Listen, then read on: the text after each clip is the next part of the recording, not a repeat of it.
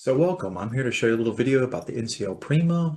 This video is going to take a different viewpoint. Most videos you see are going to walk around the boat, show you features of the boat, say basically the same things over and over and over again. But what this video is going to do is just give you some particulars about the boat or difficulties you might find with the boat. So I'll give you a little bit of background. We stayed in H5 Haven.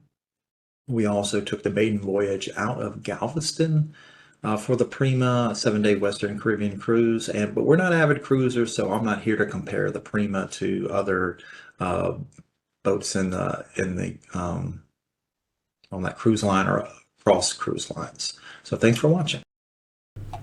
So the topics we're going to go over basically are the pre-boarding and the Galveston terminal, initial boarding of the ship, the Haven room, Haven benefits, food on board the ship, Harvest Key, which is an excursion highlight, navigating the boat, getting familiar with the layout of the boat, things to do on the ship, the internet and the NCL app, and connecting the Nintendo Switch, including much, much more.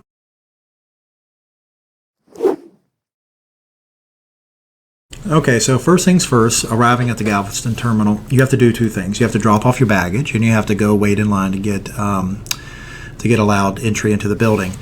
So for baggage, it was on the right-hand side. So you needed to take all your baggage you wanted to check and go to the right-hand side with them. And there's a porter out there with some dollies, and you just hand them. And then don't worry, they're going to figure out where they have to go because your suitcases have tags on them, right? Hopefully, specify your room number. And then you would walk over to the entry side of things, which is going to be on the left-hand side. And on the left-hand side, you'll notice people are lining up in kind of this big general holding tank. And they let them in through the entrance doors, I guess, I don't know, 100 people at a time, however many fit in that little holding tank there. And so you just kind of have to wait your turn. There's no preferential treatment here, so everybody has to stand in this line to go in, as well as the baggage drop-off. There's no preferential treatment. So once you get in, you go through security. So there's multiple lines there where they scan your passport. They usually take a picture of your face as well so that you can use that to get on and off the ship, and to scan any carry-ons that you have. Then once you get through there, you come into kind of the check-in area, and you're still on the first floor. You come into the check-in area on the right-hand side of the room, and the counter right in front of you is the Haven check-in. The counter to the left of that, so it's like the forward counter facing you when you walk in, the counter to the left of that is other VIP club check-in counters. And then behind that on the back side is the general passenger check-in counter. So as Haven, we were probably checked in and out, I don't know, in 10 to 15 minutes once we got to that counter. Then after that, you kind of go to the back of that room and exit up to the escalator, and you go into the waiting area. And the Haven has its own waiting area, which has Haven refreshments and snacks. And then they have the general passenger waiting area, and there's a bathroom off into the corner. So if you want to be one of the first ones on the boat, what you want to do is kind of stage yourself or sit near the entrance to the waiting area. And as soon as people come out of the ship, they're going to come out with signs to say Haven, because Haven's going to board first, and they're going to take families at a time. So if you're standing there near the entrance when they come out, you'll be the first ones to get on the ship. Now when you get on the ship, essentially what you want to do is, if you're Haven, well, the first thing all people have to do is go through the mustering. So you got to go to your muster station. You have to go through your mustering drill, which took like 5 minutes or less. It really was just a speech. It wasn't really put on your life vest and go through here. You just have a mustering station. You have to know where it is so that if there's an emergency, you got to go there. After you do that, you're free to roam around the boat. Now, the general passengers will have to wait till their room is called before they can actually go into the room. But we found that as Haven, we could just go into our room. So sometimes you get bad advice on the boat, depending on who you ask. But generally, the Haven rooms are clean first, so you're just allowed to just go. But if you want to visit your concierge first in the Haven and make reservations right away, you need to go do that before you go into your room, or if you want to drop off your luggage and go do that. Or if you have kids and you want to check in to register them with Splash Academy, you want to go do that, right? So if that's a priority to you, you need to go there first. And Splash Academy can be a little bit hard to find if you don't know where to go. Essentially, you would go to the forward elevators of the boat and go up to deck 15, I think, is Splash Academy. They do have little maps on the walls throughout the ship to kind of show you where you are and where you need to go.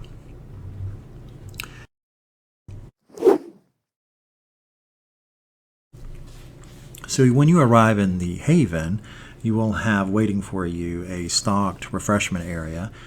They typically have a welcome tray there for you. I didn't take a picture of that, but it has fruits and fruit and things like that, little goodies on there. You'll also have bottled water. You'll have alcohol that you selected beforehand, which would include wine and our hard liquor. Inside the refrigerator, you have chilled water and sodas and some milk that lasts forever. Also underneath, you also have sodas in the drawer and utensils and glassware underneath as well, and a bottle of champagne that you will use to celebrate your debarkation. So when you're ready to leave your room and go enjoy yourself, head on up to the Haven Lounge because it's there for you. On your way out, if you see your bartender, make sure to give him a tip to encourage better service, and as well as the bartender that you meet. Several bartenders will probably serve you for your duration, but we found that if you tip them ahead of time, sometimes if you order a drink that is not included in your package, it would be called a premium drink, they forget to charge you. So some of the drinks that we actually had, which were standouts, were the espresso martini with a little likeness of me put in there by the bartender, pretty good. The smoky peach mango, the lychee martini, which was my wife's favorite, and something that I had, which I really enjoyed, but did not take a picture, but it was the coolest thing to watch, was something called the smoked old fashioned. So it was really cool to watch. So some special benefits you get as the Haven. You get every day, brought by your butler, a midday snack assortment, and this can be a variety of things. So sometimes it's sandwiches and little desserts and fruits. So that changes from day to day what they bring you, but it was pretty nice to have coming back from the boat per se and very hungry, and you get something to eat, or for the kids. You also get preferential reservations. The reservations include the Summer Donna musical, The Price is Right, the comedy clubs, and other things. So you have these special time slots that you can reserve because you're Haven. And I would go to the concierge and ask for reservations immediately. You can also go to the concierge and update your dinner reservations or add dinner reservations that are not on this little card. I also found that you could reserve times for the go-karts. You could also reserve times for the escape rooms using the concierge service, even though it's not listed on this slip of paper. Also, the Haven restaurant at breakfast time gave you sort of a continental breakfast bar, which had a variety of things on it, meats, cheeses, some pastries, some raw fish, I think. So that was also at your disposal. So let's spend some time talking about the food. The Haven had its own special menu, which should not change for the duration of the ship, but we had a grilled chicken. We had a surf and turf, which was my daughter's favorite. For dessert, there was a chocolate cake, a cheese cake. There was also a blueberry mousse. I love breakfast, so breakfast, obviously they had traditional breakfasts, but there's a French toast, which was delicious, and my wife's favorite was the avocado toast. Other restaurants we visited was Unda, where we had an appetizer Frito Misto. We had what was called the Brazzino fish, and as part of the dining package, you got to pick appetizers. So we had lentils, carrots, mushrooms, and spinach. Those were sides, not appetizers. And filet, we also had budino for dessert and a chocolate cake. This was a market salad. I want to think this was at Le Bistro. And that, I am not quite sure what that was. I couldn't figure out what that was when I was looking back at my pictures. But this was bread service at Le Bistro. This was steak tartare, which my wife enjoyed. This was a Fraser sponge cake, a pistachio almond sponge cake. think it was a wine poached pear is what they called that. So let's discuss the dining packages that you had. So we had, I think, 2 free dining credits. So essentially that was for a party of 2, and we could visit 2 restaurants. Now every restaurant's had their own kind of rules, but we found what you could generally get was, for each person, you could get an appetizer, an entree, 2 sides, and a dessert. Now where that varied was obviously in specialty restaurants like Le Bistro. I don't think you could get appetizers. No, you couldn't get sides, perhaps, with the package. In the hibachi grill, Zuki, which was great for the kids and everything. Obviously, that's kind of a one-pay kind of deal. So there was no separation of appetizers and things like that. So it was kind of a package thing.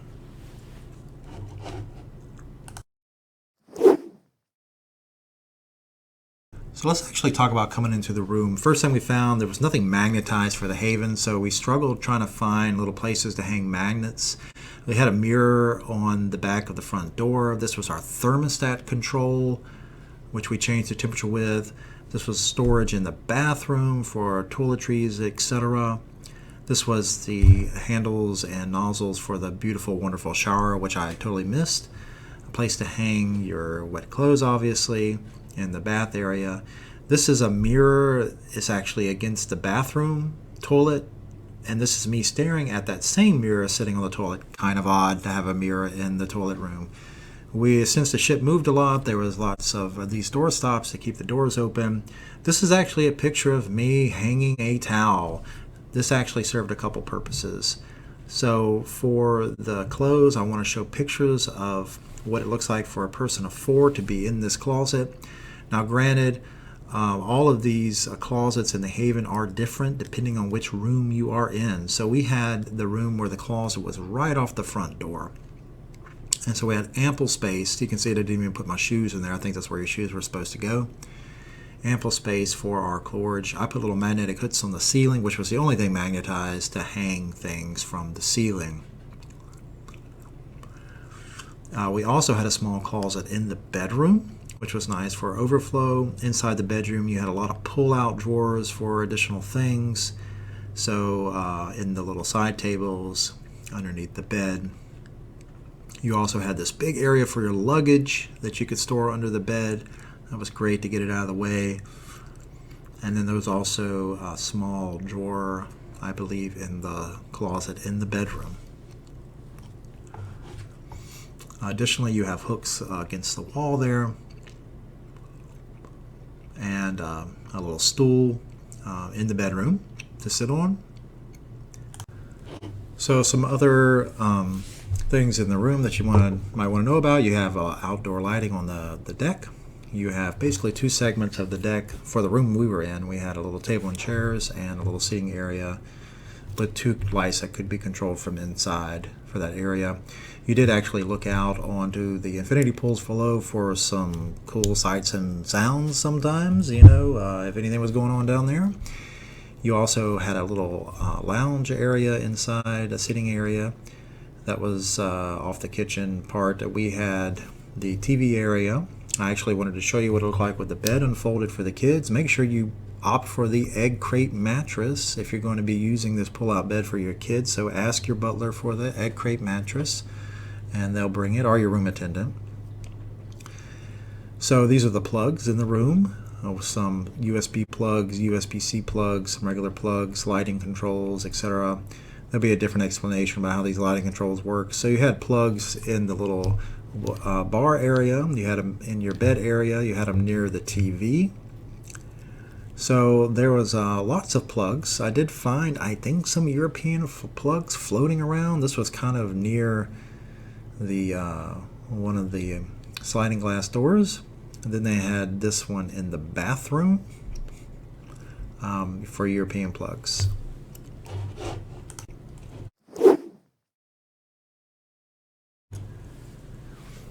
So the next thing I want to talk about is the villas at Harvest Key, which were private villas. you could use as an excursion. This was the thing we enjoyed the most at of all our excursions. So you got lots of things here. You got little floaties that go out in the water. Got lots of lounges to relax on, umbrellas and hammocks and outdoor showers.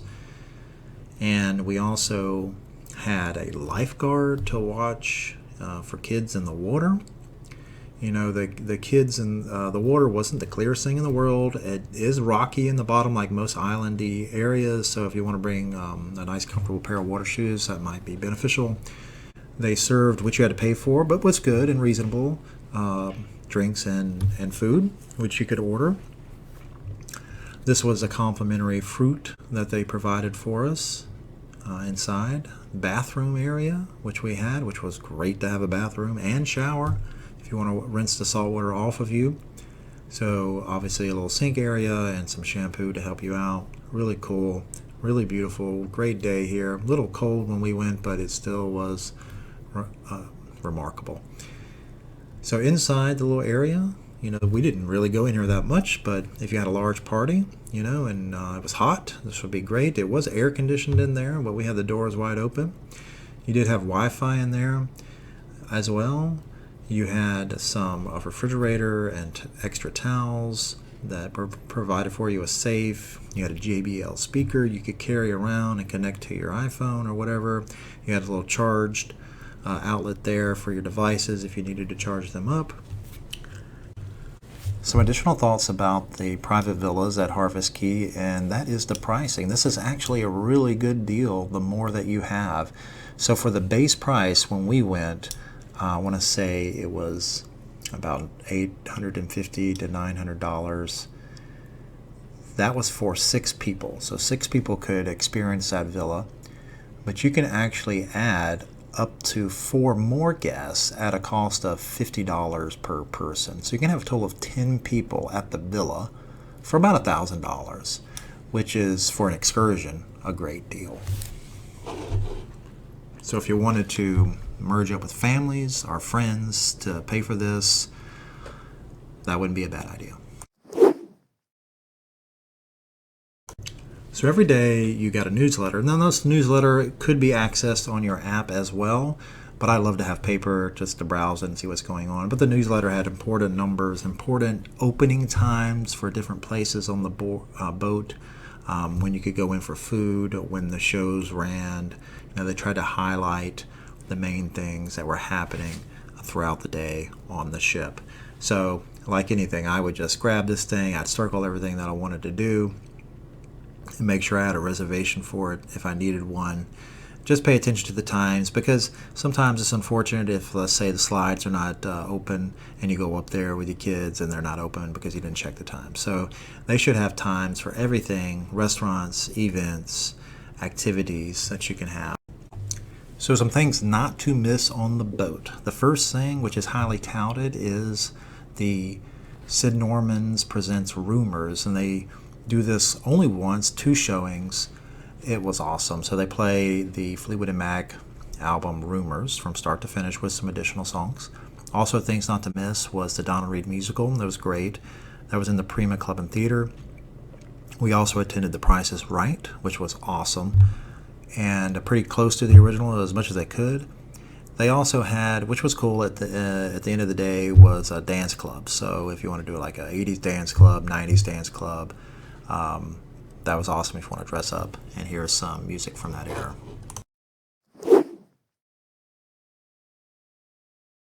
A little bit about confusion that guests have on the Prima, how to get around the boat, especially if they're in the haven.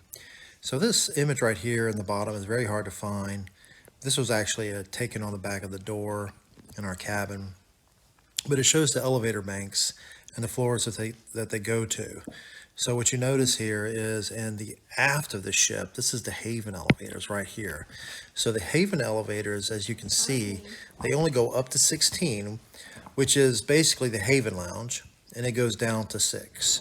So if you need to go down to 5, you can't take the haven elevators down there. And if you need to go to 17 or 18, you can't take the haven elevators up there either. If we go to the forward elevators, you can see that they only go up to 17. So they leave out the 18th deck. The 18th deck is only accessible in the mid elevators. And actually, if I'm not mistaken, there's only one elevator out of 6 in the mid elevator bank that actually goes up to 18. But normally what I always did was go to 17 and just take the stairs up to 18. The only thing on 18 that you need to go to is the gaming area up at the top and the speedway. So this is what I usually did to go through the ship. Essentially, I was on deck 12 right here. So what I would normally do if I wanted to go to the front of the ship, it was much easier for me just to kind of walk down deck 12 and then go to the forward elevators and then go wherever I needed to go. If I wanted to go down to 6, I could do that too. So I could take elevators down to 6 and walk across. But usually I would only do that when I was accessing a restaurant or whatever on deck 6. But if I needed to go to the front of the ship, I would just typically just walk straight across on my deck and go to the forward elevators. Now, if I needed to go up to deck 18, obviously I would go up the mid elevators and go up there. So let me kind of show you the other plans and what they look like. So, and what I mean by this. So I was in deck, on deck 12, which is this deck here. And if you kind of look, this is the aft of the boat. This line that kind of runs down this way, that is essentially the haven. So everywhere down that line is the haven portion of the ship.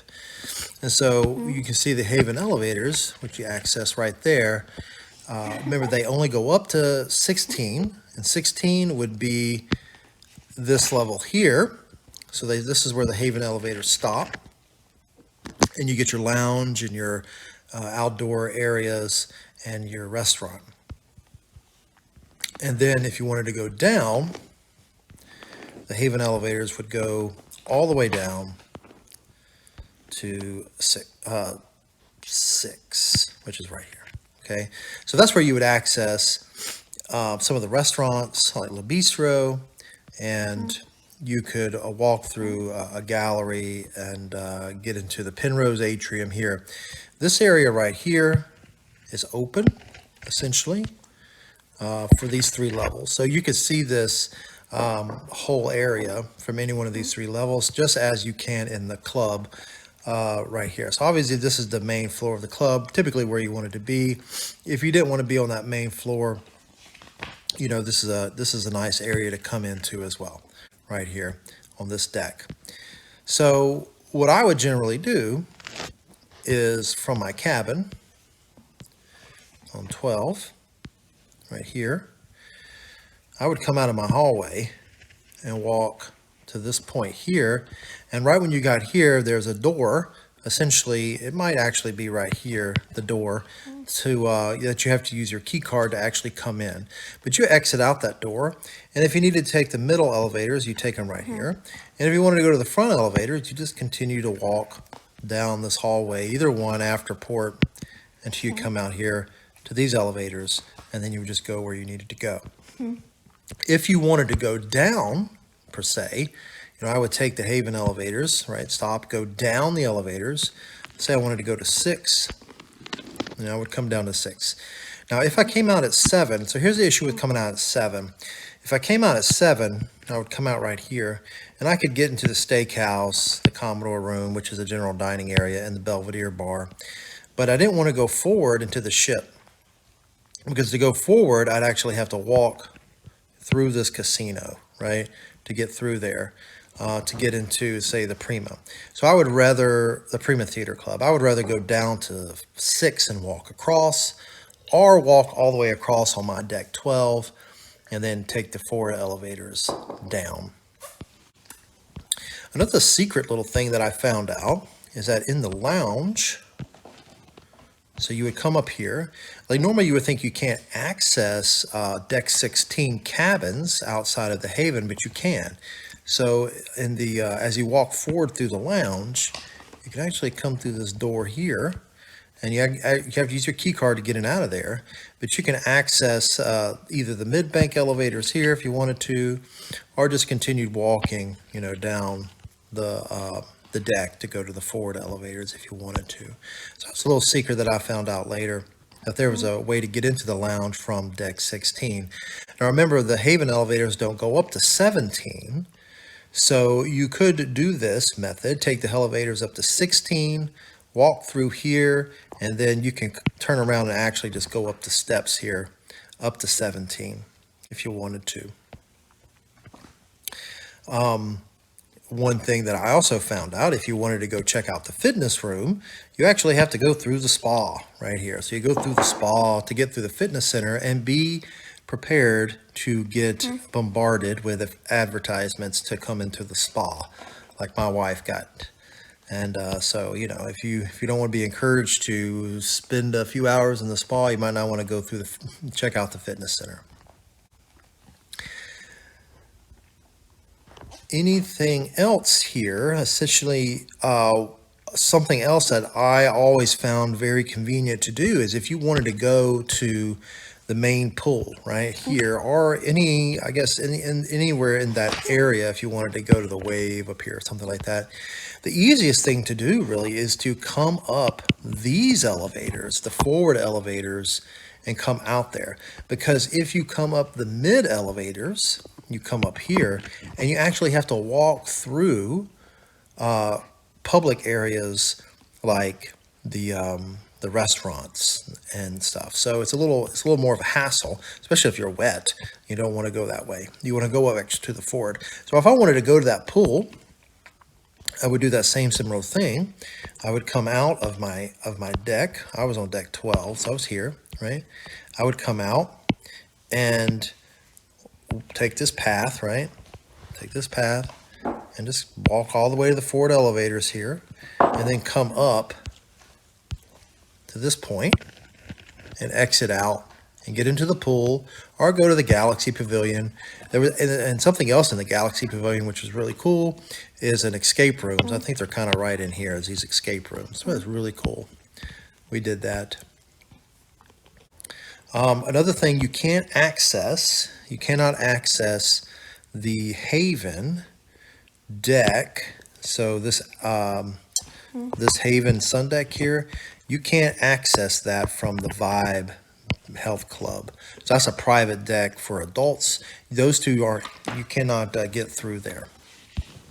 So don't expect to be able to walk through here to get to your Haven deck. You actually have to go down to 16, which would be on this level, and come out on your deck, and then actually walk back up to 17. There's some steps, I think, somewhere in here that go up to 17. There are also in pools on 8. I typically try to avoid 8 at all costs, but if you have trouble getting into the main pool, there's these little infinity pools, which are rather nice. And if you got out there before 8 o'clock per se, you could probably get you a spot there at the infinity pool. I never go down to 8, because if I go down to 8 with my elevators, I have to walk through these galleries, right? And to get to anywhere I want to go. And if I just wanted to avoid all that, I would never walk through by 8, unless I wanted to go out on the walking path outside to go through there. Very cool place to eat, the Indulge Food Hall. Just a word of advice: when you want to eat at the Indulge Food Hall, you might want to get there before they open and actually sit down, because it is hard to get a spot there. So if you get there 30 minutes earlier before they open and just grab a seat, when they open, you're ready to go, and you don't have to be like stalking someone like you're in a Walmart parking lot to find a seat in the Indulge Food Hall. So word of a wise, how to get around the ship. Remember that the elevator banks, especially at the very top, 17 and 18, and the very bottom, 5 and 4, are not accessed by the aft elevators, or aka the Haven elevators. You actually have to come down to deck 16 to get back on the Haven elevators, or as low as 6 to get on the Haven elevators. But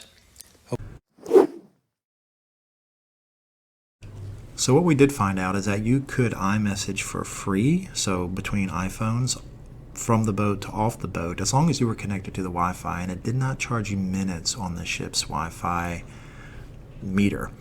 And essentially it was pretty spot on. I don't remember any big delays. Apple did give us an option to buy some cruise minutes, or I'm not sure what they called it, but we didn't opt in for that.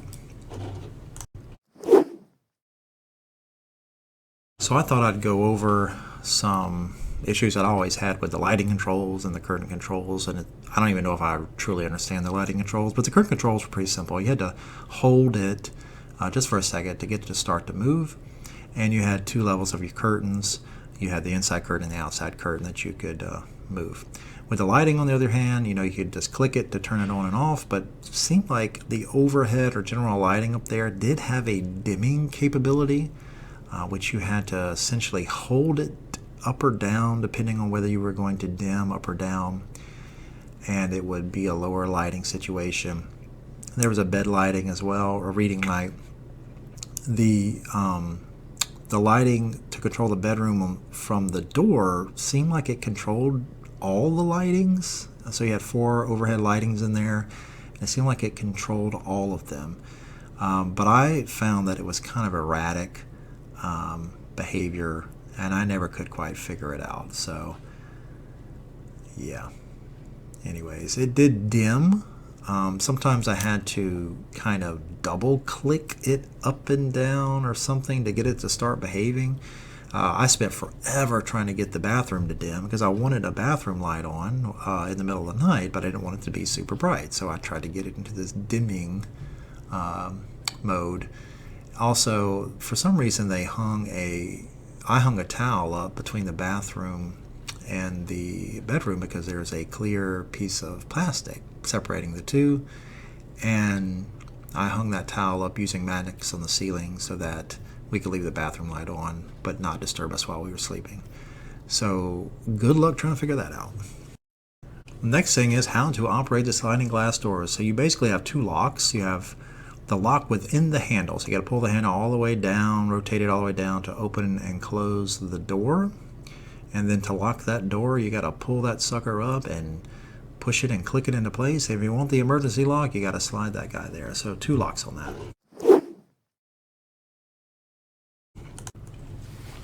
So the next thing we want to talk about is actually something I found out. I learned how to connect the Switch, Nintendo Switch, to the TV. So first of all, I had to push my hand back into that little cavity and use the dexterity of my fingers to put that HDMI cord in there, and that HDMI cord would then connect to the Switch. But that wasn't all that had to happen. I essentially had to somehow switch the inputs on the TV, but the controller for the TV did not have an input button, and it wasn't a menu in the Norwegian screen to select the HDMI as the input that I wanted to see. So instead, what you had to do is go to the TV function, and essentially there's a button in the center of the TV, and you have to either short press or long press that button to toggle through menus. So if you long press the button, you can bring up a menu, and in that menu you can short press the button and go over to source. I can have trouble sometimes hitting the button, but if I could toggle over to source and then long press on source, and then it will switch me over to the HDMI.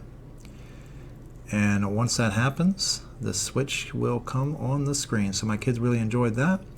Now the issue is I can't get back to the regular screen to watch the regular channels, I guess, or the ship channel. So it doesn't really do anything. So the only way to do it, you can't really do it through this toggle menu either. The only way to do it is just turn the TV off. So if you turn the TV off and turn it back on, it will revert back to the default ship channels. So if you want to watch a Switch, that's how you do it.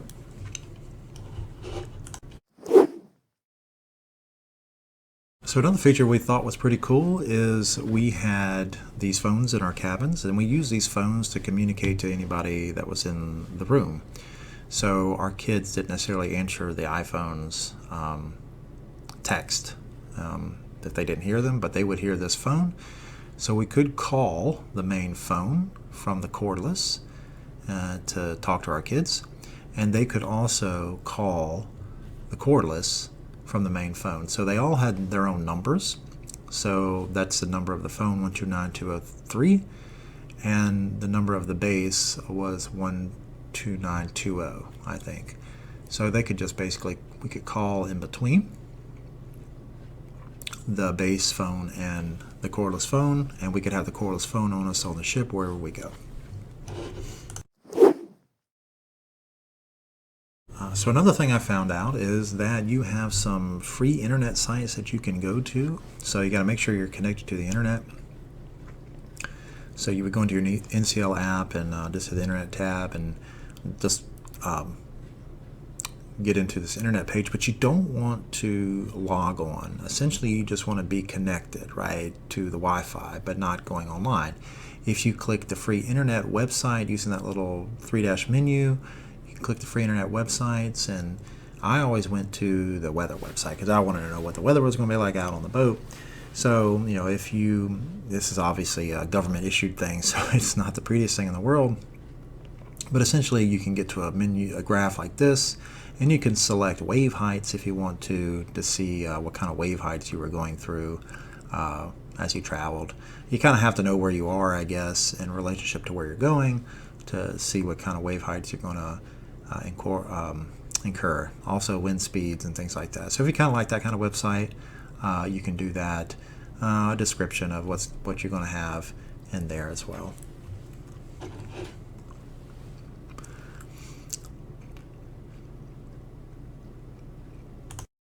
So one big issue we had was always staying on the internet. It would disconnect us all the time. So the app would freeze up if it wasn't connected. And so you'd have to basically go into your settings, into your Wi-Fi, click the router that you need to connect to, and then essentially it kind of should bring you through steps to get you back connected. And if you actually look at the very top of the screen, the digitalseas.io, if you just type that into your web browser, it'll just bring you to this connection screen, which I found out by talking to my concierge. All right. So essentially, once you want to go online, you have to click the Go Online button, and the counter starts. And now you go online, do whatever you need to do, download email, read Gmail, whatever. The counter's going. Make sure you log out. I did have a moment where it was messed up and it burned a whole bunch of my minutes, and I went and talked to the concierge, and they gave me back, I don't know, maybe 60 minutes or so, because that's basically what it used. So you can see different. So I'm basically opening up the NCL app again. Now it's working. So it was connected. Now I can go back into the NCL app and I can go through and hit whatever options I want to do in that NCL app. If I want to look at the messaging from the ship, that would be in that icon there. And if there was messages and calls or whatever that I had, I could just go through it. If I wanted to, that's a virtual queue button. So if there's any virtual queues, I think I only experienced the kids' Splash Academy having a virtual queue. Good luck getting your kids into that thing. So if the virtual queue for the Splash Academy, once they call you, they don't notify you when your spot has come up. You have to keep checking your app, and if you're 15 minutes late after they call your spot, they're just going to give it away. So you got to be on top of things by checking out that virtual queue and how many more spots you have left to wait. But there's other things to hit inside this app, like your newsletters, your itineraries, your bookings. You can also go into your onboard account to see what purchases you made and how much you're going to be charged at the end of the day. You could also go into deck maps and try to figure out where things are located through the app. I use the deck maps all the time to try to orient myself on the boat.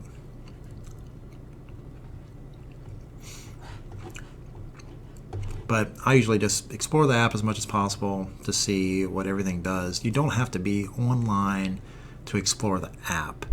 You just have to be connected to the Wi-Fi.